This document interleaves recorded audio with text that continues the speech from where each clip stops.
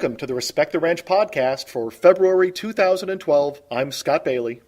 Rancho Buena Vista High School celebrates its 25th anniversary during the 2011-2012 school year. As another way of honoring our school's long history of rich culture, our Respect the Ranch podcasts are built around a theme that explore that theme through stories, interviews, and art by RBV staff and students. Our podcast this February focuses on the theme of caregiving, an emotionally complex, exhausting, and hopefully rewarding experience that so many of us eventually experience. So our podcast in 4 acts.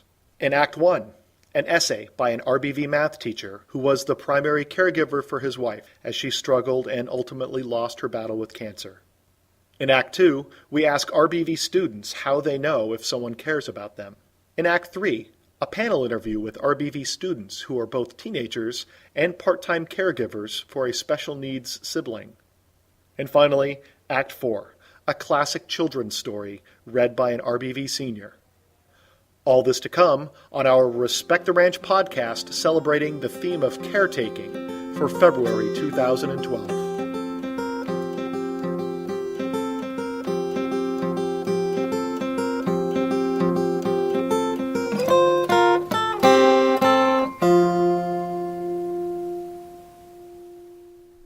Let's get started. If you were lucky enough to know Lisa Keeping, you know that she was a truly remarkable woman, full of energy and good humor. We lost Lisa to lung and brain cancer in the fall of 2010. Her husband, RBV math teacher Aaron Keeping, graciously submitted this essay about the changes and challenges he experienced as her caretaker.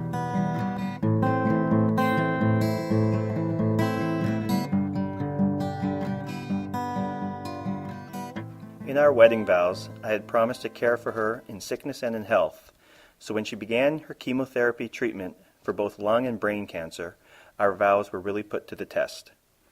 At the beginning of Lisa's illness, being a caregiver meant being a voice of reason and a loving husband.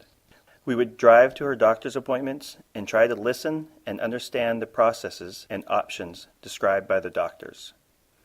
It was difficult for her to think objectively about those treatments because ultimately it was her body that was going to be affected by the radiation and drugs. When she would hear the side effects and long-term effects of treatment, her mind would sort of shut down. She also would have lots of questions for the doctors that she had researched, and we found it was better if 2 people were trying to understand the information instead of just one. I would also spend hours sitting and holding her hand while the chemotherapy killed all the cells, good and bad, in her body. At home, I took on the duties of both parents. It is hard to ask somebody who has had 8 hours of blood transfusions, chemotherapy, and spent 2 days throwing up to cook dinner and vacuum the house. For the next 18 months, being a caregiver meant being a good listener and being sensitive to someone who knew there was a ticking time bomb inside her. We only really talked once about what would happen at the end, and she was adamant that she did not want to be in pain. We had been told by the doctors that dying from lung cancer would be very painful towards the end. The other conversations we had were about things she was going to miss. Aside from the obvious, she said she was going to miss the beach and the blue sky of a sunny San Diego day. She looked fine if you saw her with her wig on, and physically she was not in pain.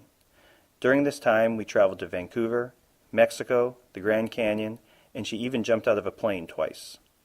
Lisa was in a pretty good place emotionally, and she was an inspiration to all who knew her. The hardest period for me as a caregiver was when it became difficult to stop her pain. Protecting the ones you love is a job of all people, especially parents. But when you can't protect them anymore, it is a truly helpless feeling. Lisa's lungs began to fill with liquid, and this put pressure on other organs inside of her. I spent countless hours massaging her back and putting light pressure in different areas to relieve her pain. I needed to learn how to give her a shot with a needle, which I am deathly afraid of. In short, I became a nurse, and it became my job to manage the different medicines. I had to keep her out of pain, but not kill her with the different drugs. At this point, the cancer began to spread in her brain, and she was not able to function normally. She started to think that any stranger we saw was an old friend. She also began having difficulty walking. Helping her eat and drink and change bandages was a difficult job. Seeing a strong, athletic woman become a frail skeleton that couldn't feed herself was horrible.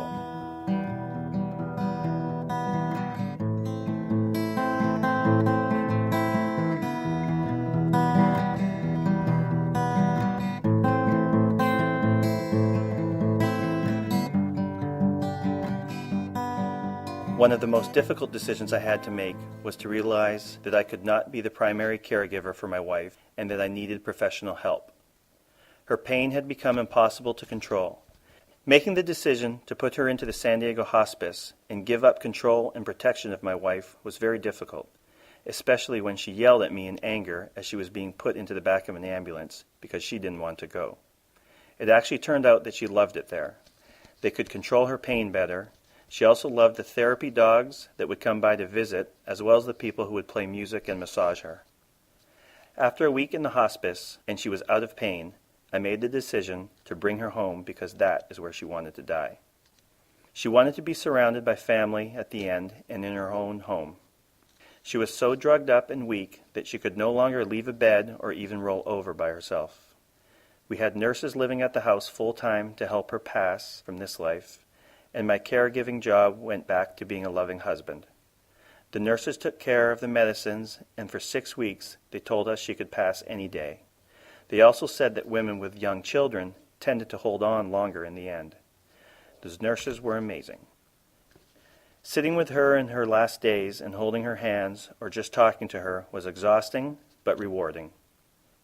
The last job I had as my wife's caregiver was to assure her that Gavin, Chase, and I would be all right, that it would be our jobs to take care of each other and to live lives that would honor her.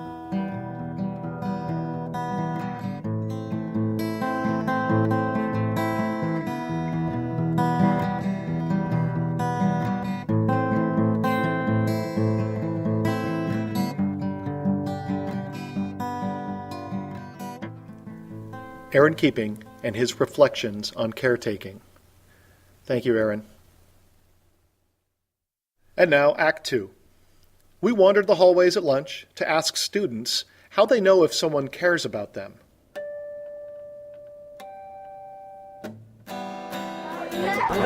Hi, my name is Jessica. I know people care about me when they compliment me. Hi, my name is Isabel. I know people care about me when they make me laugh. Hi, my name is Ashlyn. I know when people care about me when random people say hi to me. Hi, my name is Julia, and I know my coach cares about me when he puts me in the game.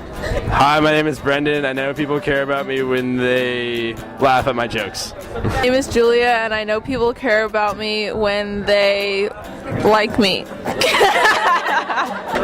Hi, my name is Sharon. I know people care about me when they remember my birthday. I don't know. Hi, my name is Dude. I know people care about me when they touch me.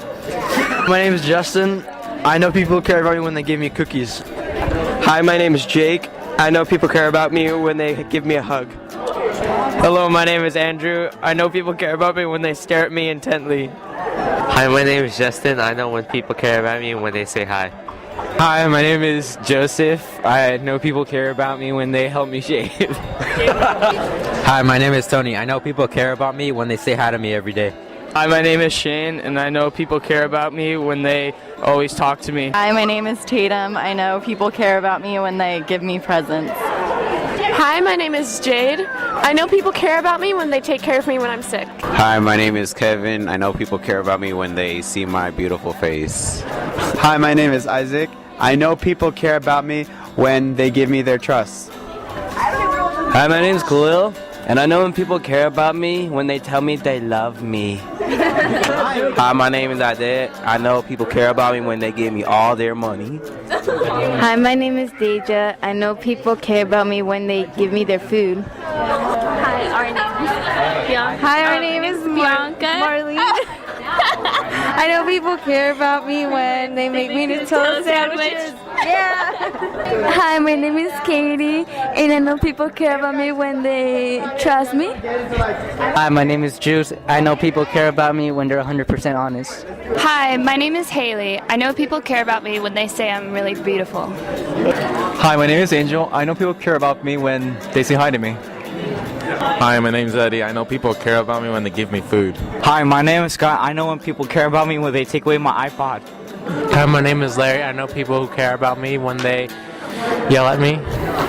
When they yell at me. Hi, my name is Celeste. I know people care about me when they feed me. Hi, my name's Wendy. I know people care about me when they give me Advil. Hi, my name is Edgar. I know people care about me when they don't lie to me. Hi, my name is Randy. I know people care about me when they tell me the truth.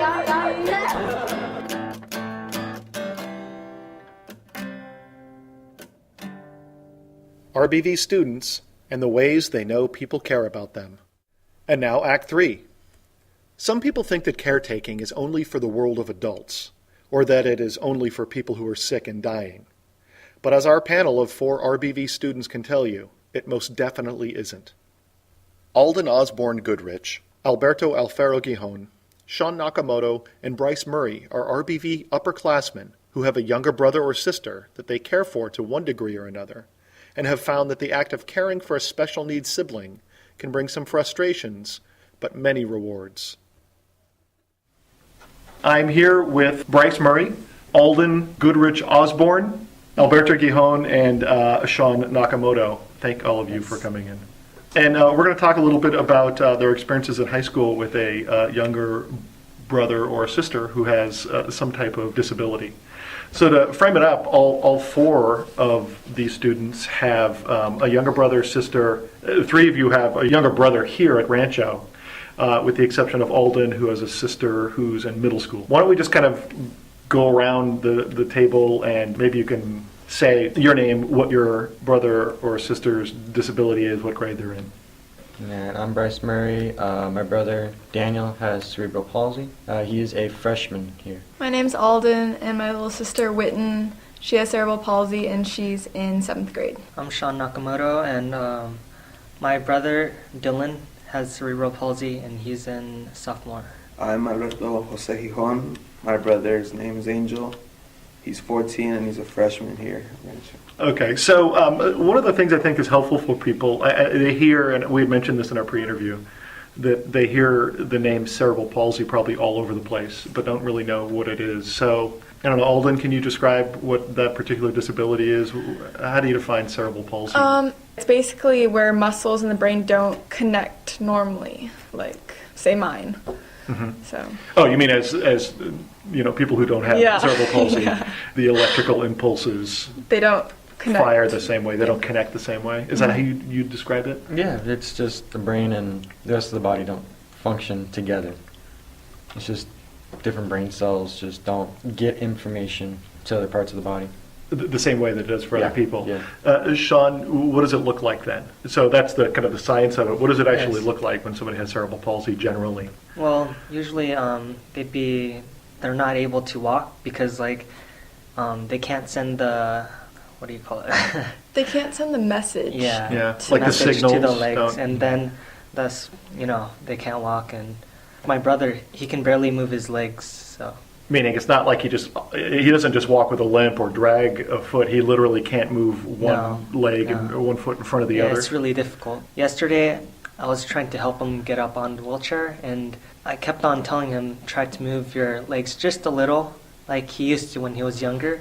But because of all those surgeries he had, he's not able to function right, because after getting surgery, you don't have enough strength afterwards because your leg is kind of withered, really skinny.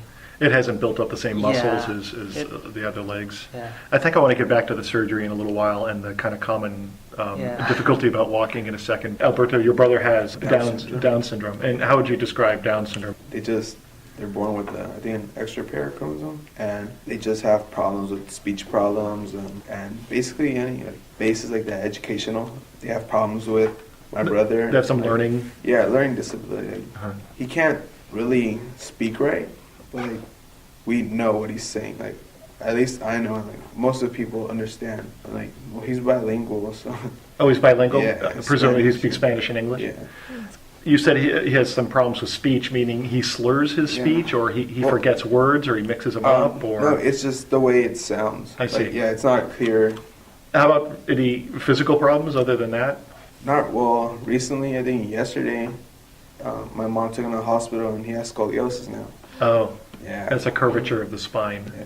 So, but that's not specific to Downs, is it? No, it happens to anyone. Yeah, okay. All of your brothers and your sister, Alden, have had surgeries, is that right?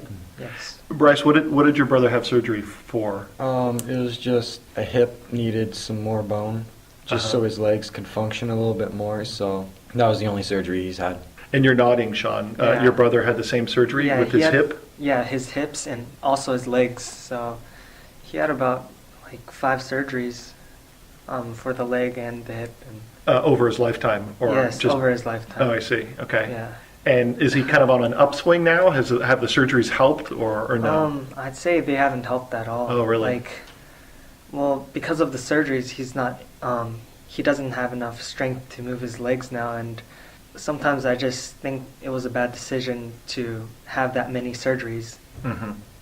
What about you, Alden, with your sister? What are the surgeries? She's had some foot surgery? Yeah, what happens is when they grow, their muscles tighten. And so my sister had to have a lot of surgeries where they cracked her legs, basically, and they had to loosen the muscles because the muscles would tighten it so the feet were inward, and they had to crack them and make them outward. Okay, so what about your brother, Bryce? Did the same thing where the toes kind of move in? No, it was just kind of mobility of his leg. It was just mobility. It wasn't really feet were pointed in all that much. I mean, your brother had the same surgery. Was that basically it? It's just mobility? Yeah, mostly mobility. Okay. And now your brother is in a wheelchair. Yes. Is that right? Has he been in a wheelchair his whole life, or is that just his whole life? Yeah. Okay. I'm really kind of interested in what you're expected to do as people on a daily basis. I think what you're expected to do from your parents, I'm sure they give you direct things that you are responsible for. Am I right? You're all smiling. Yeah. Why are you smiling about that? Everyday tasks, basically. It's just stuff we got to do with them every day. It's not really like we have to care for them 24/7. Right. Well, that's not my case, but it's just tasks that we're kind of made to do, but we're not really. Yeah, it's just we do them. Alden, what's one of the tasks or things that you know that you're always in charge of with your sister? Well, I do help her with her homework sometimes, but it seems to me that my sister she doesn't have many troubles with mobility anymore. Like, she's still kind of wobbly when she walks, but she can definitely walk, she can climb, she can run. It seems like she's not as severe as your siblings. Mm-hmm. So she's really independent. Now, last time, are you the one that told me that last time she was having some walking problems and almost overnight woke up? No. Who was that? That was your brother, right? It was just one night, he just all of a sudden got up on some chairs and walked across the whole living room. No, this is something that had never happened before. No, never. And was your whole family in the room when this happened? Oh, yeah. We were in awe. We were just amazed that this happened. So how'd you all react when you saw that? I know you're amazed, but we couldn't even say anything. We were just like, our mouths were just completely open. And so it was amazing. And he's been walking ever since. And did you just go over it, like, did you all hug him or did you high five him? I don't know. I think we just stared at him. Yeah. And I mean, he can walk now. He can't, but he's not really like sure of himself like we are, you know. It's more of a kind of like a perpendicular walk where one foot's off to the side, one foot's going straight. But he can still walk, so it's good. Is that so? When you hear something like that, Shawn, what's it like when you hear about other siblings or other people whose younger brother, sister are more mobile? What's that like when you hear that? Well, I don't know. It's just because I feel like I kind of regret not helping him or encouraging him to walk with his walker when he was younger. So one thing with that is it could happen. Yeah. Any day. It could happen. That's true. Well, the doctors, they said my brother, he has a severe type of cerebral palsy. Mm-hmm. And so even if he like works on his leg muscles and tries to walk, it's still not going to be the same. So they said he's going to be in the wheelchair for the rest of his life. Yeah, so. It's because maybe Alden and Dylan's siblings have a less severe cerebral palsy. Yeah. That kind of what feels like a miracle probably is more likely to happen. Yeah. And doctors are always wrong. So Yeah. I still believe in miracles and that he could still achieve it if he works hard enough. And I'm still encouraging him. Your brother, he's pretty strong, right? Yeah. With Downs, are there some kinds of physical? Not really. My brother, he's really strong for his age. He loves to drink milk. He's healthy. He's got strong bones, is what you're saying. He's really strong. Like, the thing with Down syndrome kids is that they don't grow up to be like that tall. Like my brother, he's a decent size. He's probably like almost 5 feet or maybe 5 feet, but they're not very tall people. But yeah. What was the story you were telling about hugs before? Oh, he'd hug anyone, but like he'd hug them with like strength, like basically a bear hug. And then like people were like, whoa, let go. And then later on he learned how to control his force, like the force he puts on a handshake. So how do you learn that? I think it's just by like us, like me and my brother, like every time we see each other, we shake our hand. I think we just got used to it, and he got used to it. Shaking our hand or hugging, because like, we're sports fans, so score and hug. Yeah, and I think he just got used to the fact that he knows that he shouldn't be just like because it hurts. Yeah, he's strong. Let's get back to the tasks. So, what are some of the things you're responsible for your brother Alberto? Well, what do you know that you always have to take care of with him? Since he's really capable of doing a lot of things for himself, my main job is just to be a good example for him. That's it. How so? My mom, that's the only thing she cares about, because she's like, that's how we raised him. Like, we don't see the disability. Like we're aware obviously he has it, but we just treat like, oh, he's normal. Like, so he knows how to use a microwave if he's hungry. Or, like, my job is just to be a good example. How do you think you're doing at that?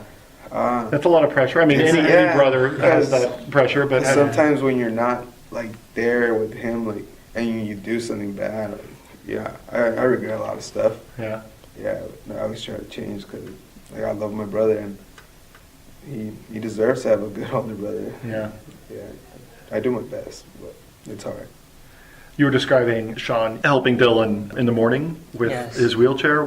Is this kind of a morning routine that you're... Well, not really, but he's able to get on the wheelchair by himself, but sometimes he just doesn't have enough strength, and maybe I have to help him or something. And also, like, when he goes to the bathroom or when he's trying to get in the car, those are things I have to help him with. You sometimes have to help him out of the wheelchair and into the car, and you put on his seatbelt or anything like that. Sorry, the lights just went off in here, so in case you're hearing us laugh.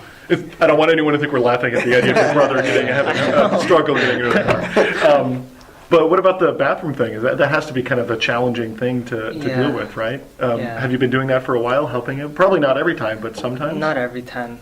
He's sometimes able to get on by himself, but it's just, you know how, like, sometimes the toilet seat is probably wobbly and he can't really get on or anything, and he can't really hold on to anything either. So I'd probably just, like, be on the side, just helping him, not really placing him on the toilet, but instead just helping so he at least gets some workout from that. Oh, yeah. From actually just getting up and down and moving around like that. If you see his muscle, like, he's ripped. He's ripped? His upper body's pretty ripped? Yeah.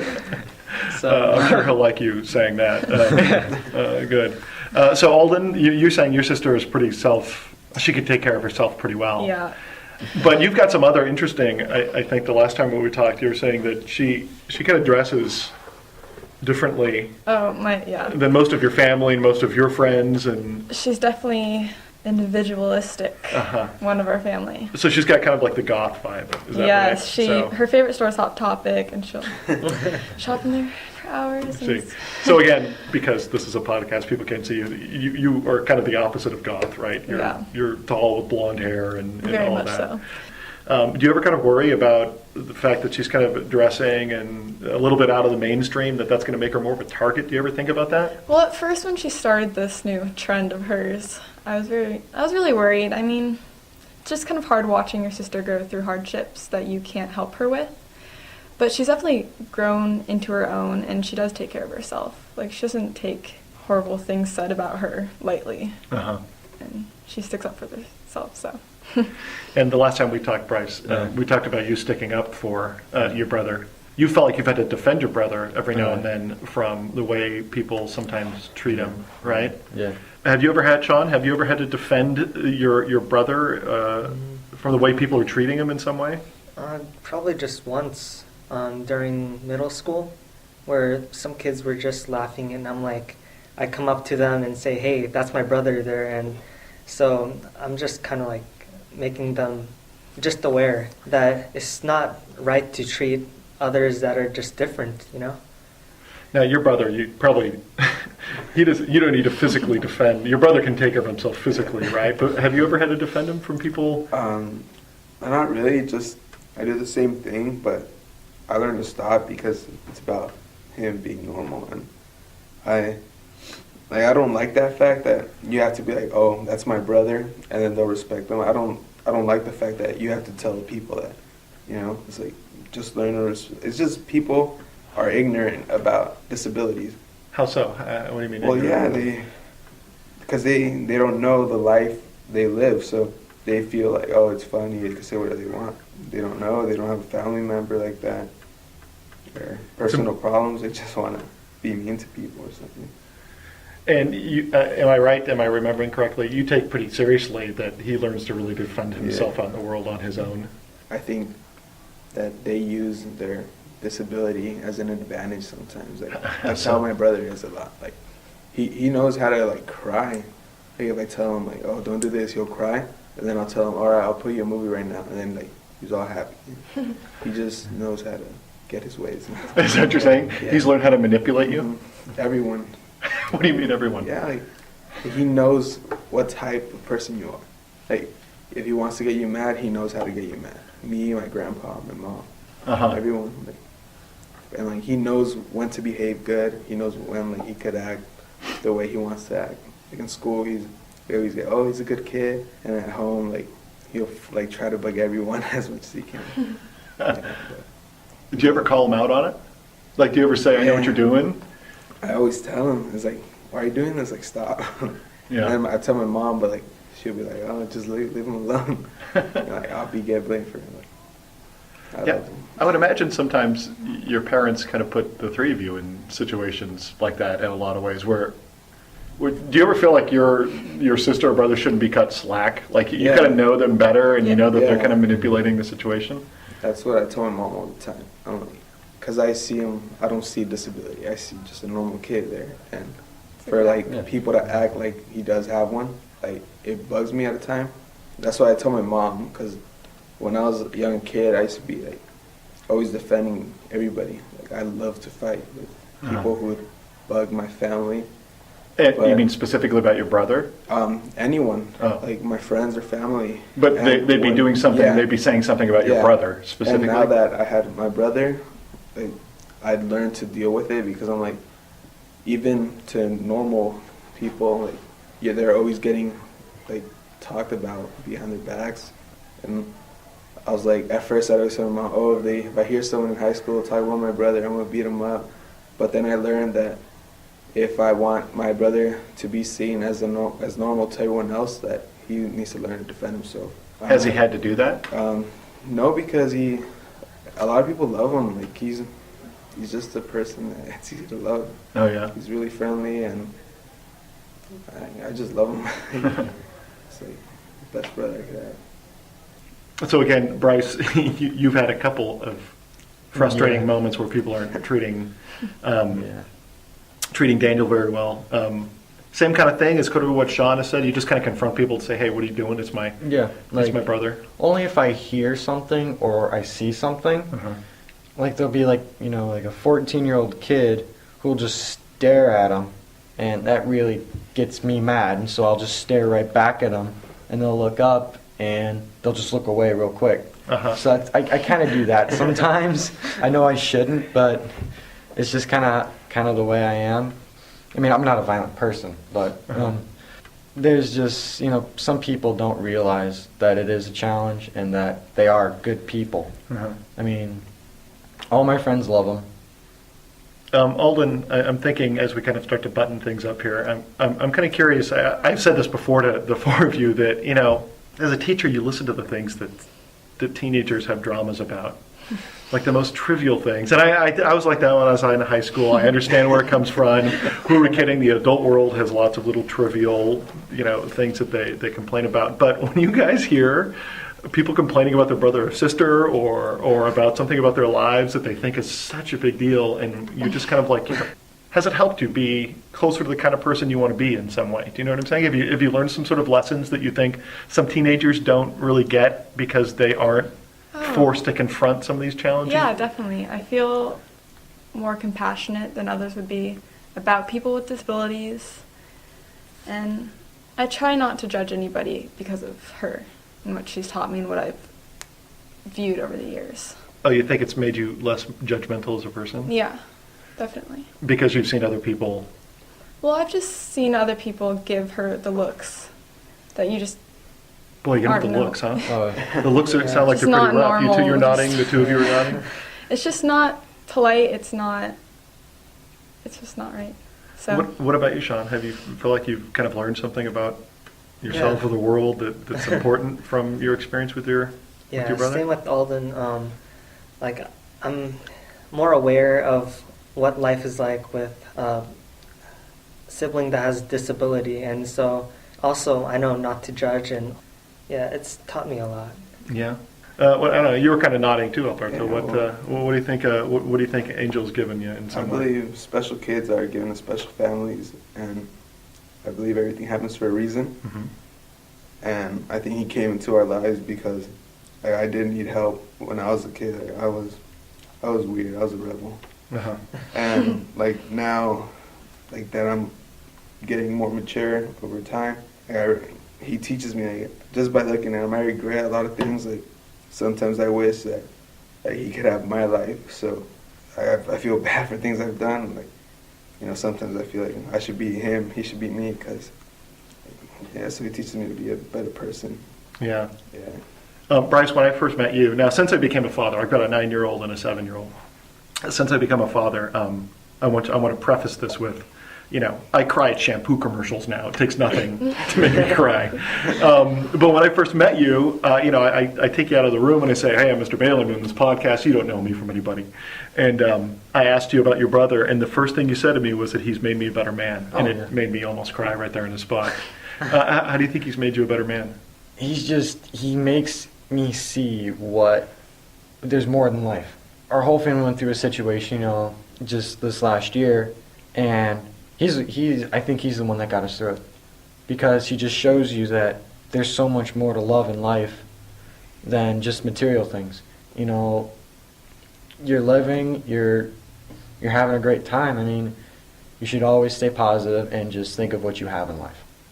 Well, I really appreciate the four of you talking to me. It's important for people to remember that there's people like you on campus every day that are dealing with things that are intense, and it sounds like you're getting something really powerful out of it. I'm glad the four of you met each other, because we didn't even know that there are other people like you on campus, and that's a good thing too. So, Bryce, Alden, Alberto, Shawn, thanks for your time. Thank you. Alden, Alberto, Shawn, and Bryce, and their experience of helping to care for a special needs sibling. Wow, those are some impressive young adults. And finally, Act 4. RBV senior Mylo Johnson likes to keep busy. As a student and athlete who participates in basketball and track, he has also been gaining some experience doing voiceovers for commercials, most recently for Kool-Aid. He agreed to help us celebrate the world of caregiving by reading Shel Silverstein's classic children's book, The Giving Tree. The Giving Tree by Shel Silverstein. Once there was a tree, and she loved a little boy. And every day the boy would come, and he would gather her leaves and make them into crowns and play king of the forest. And he would climb up her trunk and swing from her branches and eat apples. and they would play hide and go seek. And when he was tired, he would sleep in her shade. And the boy loved the tree very much, and the tree was happy. But time went by, and the boy grew older, and the tree was often alone. Then one day the boy came to the tree, and the tree said, "Come, boy, come and climb up my trunk and swing from my branches and eat apples and play in my shade and be happy." "I'm too big to climb and play," said the boy. "I want to buy things and have fun. I want some money. Can you give me some money?" "I'm sorry," said the tree, "but I have no money. I only have leaves and apples. Take my apples, boy, and sell them in the city. Then you will have money, and you will be happy." And so the boy climbed up the tree and gathered her apples and carried them away, and the tree was happy. But the boy stayed away for a long time, and the tree was sad. And then one day the boy came back to the tree and shook with joy, and she said, "Come, boy, climb up my trunk and swing from my branches and be happy." "I'm too busy to climb trees," said the boy. "I want a house to keep me warm." He said, "I want a wife and children, and so I need a house. Can you give me a house?" "I have no house," said the tree. "The forest is my house, but you may cut off my branches and build a house. Then you will be happy." And so the boy cut off her branches and carried them away to build a house. And the tree was happy. But the boy stayed away for a long time, and when he came back, the tree was so happy she could hardly speak. "Come, boy," she whispered. "Come and play." "I am too old and sad to play," said the boy. "I want a boat that will take me far away from here. Can you give me a boat?" "Cut down my trunk and make a boat," said the tree. "Then you can sail away and be happy." And so the boy cut down her trunk and made a boat and sailed away. And the tree was happy, but not really. And after a long time, the boy came back again. "I'm sorry, boy," said the tree, "but I have nothing left to give you. My apples are gone." "My teeth are too weak for apples," said the boy. "My branches are gone," said the tree. "You cannot swing on them." "I am too old to swing on branches," said the boy. "My trunk is gone," said the tree. "You cannot climb." "I am too tired to climb," said the boy. "I am sorry," sighed the tree. "I wish that I could give you something, but I have nothing left. I am just an old stump. I am sorry." "I don't need very much now," said the boy. "Just a quiet place to sit and rest. I am very tired." "Well," said the tree, straightening up herself as much as she could. "Well, an old stump is good for sitting and resting. Come, boy, sit down and rest." And the boy did. And the tree was happy. The end. Mylo Johnson reading Shel Silverstein's The Giving Tree. Remember, real men read children's books to kids. Great job, Mylo. And that does it for the February 2012 Respect the Ranch podcast. Thanks again to RBV math teacher Aaron Keeping and RBV students Alden Goodrich-Osborne, Shawn Nakamoto, Alberto Gijon, Bryce Murray, and Mylo Johnson for participating. Our original music was created by RBV teacher Nick Wheat and RBV alumni Stephen Gomez. Check out our new website off the RBV homepage developed by Jake Danew. Thanks, Jake. There you can send us feedback, give us powerful leads on stories, participate in photo contests now, and contribute to our school culture. You can email our team at rtrpodcast@gmail.com. That's rtrpodcast, one word, @gmail.com. So until next time, I'm Scott Bailey, thanking you for listening to the Respect the Ranch podcast from Rancho Buena Vista High School. Happy 25th anniversary, RBV. Hook 'em horns.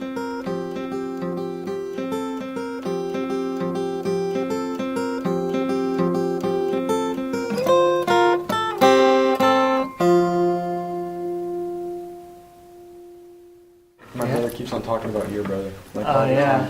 Honestly, because Yeah. I didn't know you were Dylan's brother. What's your Really? brother's name? Daniel. Daniel. What's yours?